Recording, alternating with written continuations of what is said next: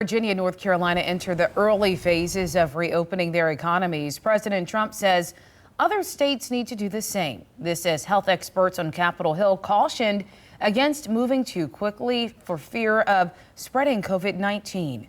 News 3 reporter Anthony Sabella joining us live from Portsmouth this morning. So Anthony, what else is the president saying about reopening the economy?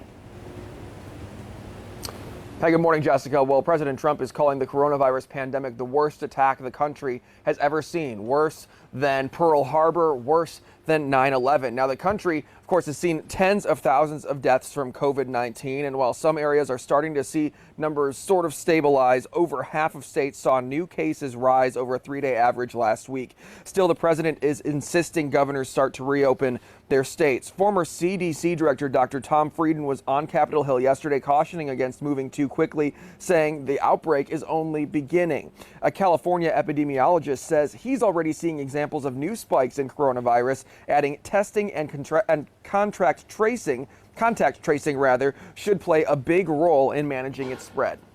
If you look at the Orange County's data after the Huntington Beach party, there's a big blip in cases. It went from around maybe 70 a day to 140 a day for a couple of days. So the notion that everyone needs to be tested is just simply nonsensical. The people who need to be tested are vulnerable populations.